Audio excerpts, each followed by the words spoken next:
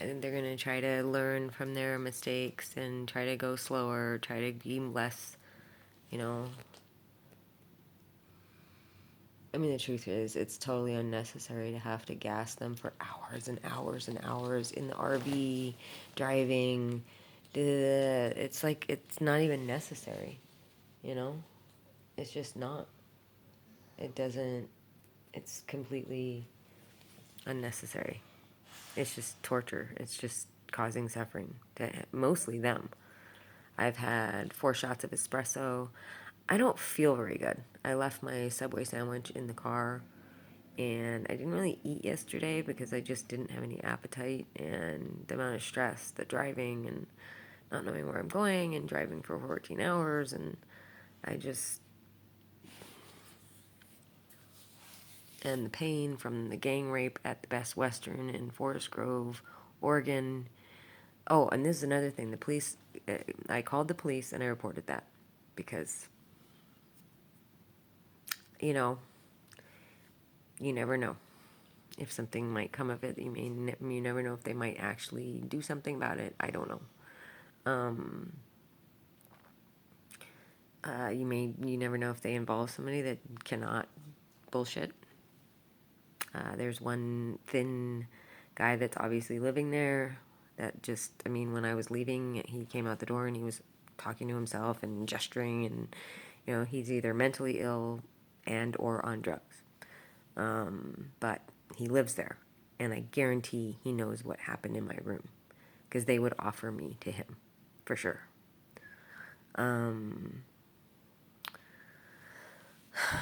Yeah, so I'm getting off target because I'd like to know what it's like to not be drugged for an extended period of time and see what I'm like and how I think and where I'm at in life because I don't even know anymore.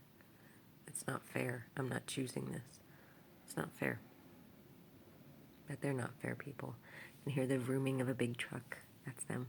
They love their roomy engines. It's really weird. It's like just some pathetic. Anyhow, yeah, so the police, they wanted me to go to get a rape kit. I was really, really sore all day. It's like sometimes they do this stuff, and I don't know if it's the rapists themselves or the way she's doing it or the amount of time or what it is, but sometimes it's just brutal. It's just brutal. Like I wake up in the morning and I feel like I've been beaten with a bat. My asshole is just ripped and, just sharp pains, meaning little cuts.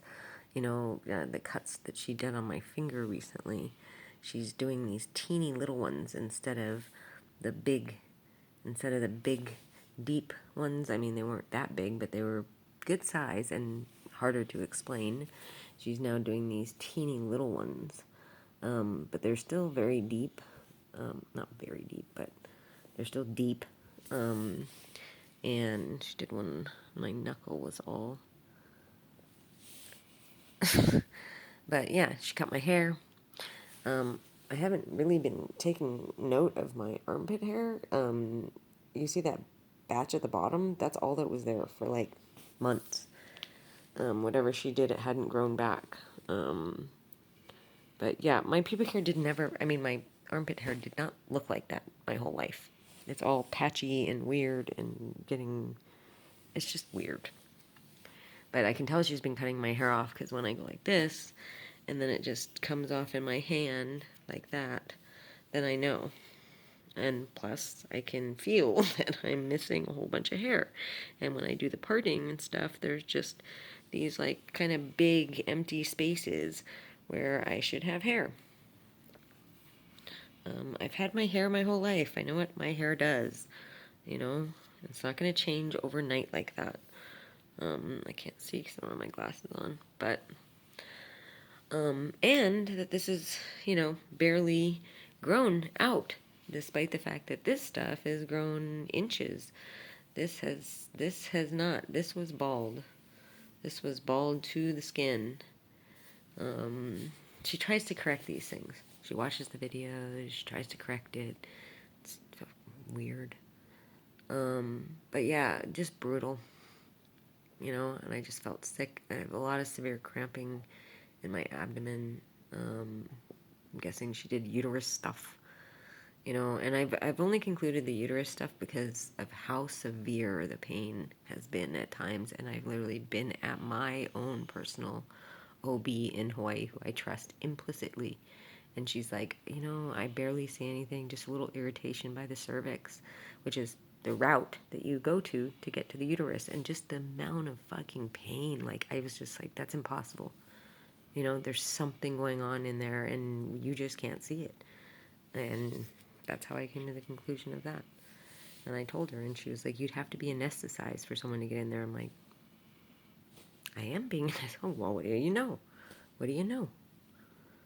So, anyhow, so many people, so much of this. So anyways, they wanted me to get a rape kit, and I didn't.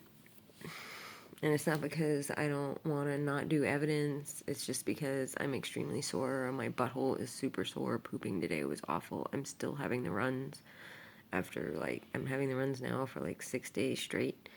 I don't know what that is. And, yeah. It's like, I just, I just don't want anybody touching me down there anymore today. And yeah, I mean, I don't know how useful they're being. I'm not getting any contacts from anybody saying, oh yeah, look, we found this DNA on this, or, I mean, if anything were ever to come out from there, I'm pretty sure they'd get it squashed. I'm pretty sure the people going to pick up the samples from the hospitals, I mean, they're going to find a way, you know? So it kind of makes, I mean, the biggest thing, I mean, aside from the physical pain and the discomfort that I didn't want to go through, the biggest thing is I had nowhere to put my animals. Like, I just don't, I could have got a hotel room, put them in here, left for 6 to 8 hours. But they'll come in. They'll come in. They'll come in here and hang out with them. They'll come in here to do their stuff. It's weird when they both start twitching at the same time. Makes me think that they're increasing the stuff in the room because they don't like me making this video. But, yeah. Anyhow, I just had nowhere to put them, you know? They'll come in. Of course they will. They'll come in to be able to get the room ready for later. They'll come in, they'll fuck, you know, and they'll be terrified when I get here, and they'll be bummed that I left them the whole time. And she just the thought, you know, always of these people bringing around my animals when I'm not there to, I mean, just imagine that you have kids and you have psychopathic rapists coming in and hanging out with them, making it so they can psychopathically rape you later. No. So, there you go. So that's where I'm at. That's where I am tonight. I'm at the Hyatt, I think, in downtown Boise, Idaho. The guy checking me in took a million years to do it last night. I mean, we were talking probably about 45 minutes. I mean, it was long because I asked him when I first got there what time it was, and it was 2:30, and I literally laid down at 4.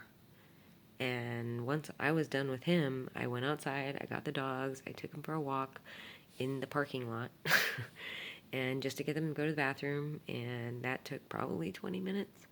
And I came upstairs, I didn't even shower, it was so late, and I was so tired, and that whole thing happened with Vita,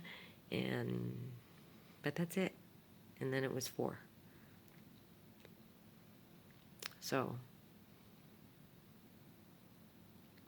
45 minutes took him to check me in.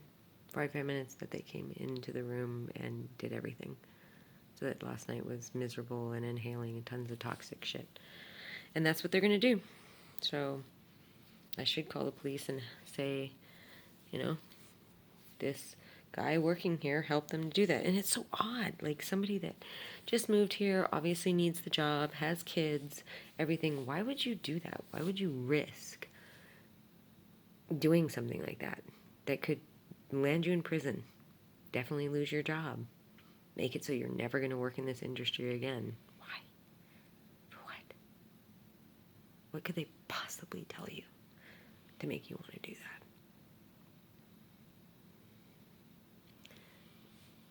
fuck every rapist and fuck everybody that helps the rapist. Right there on my fucked up finger, courtesy of them.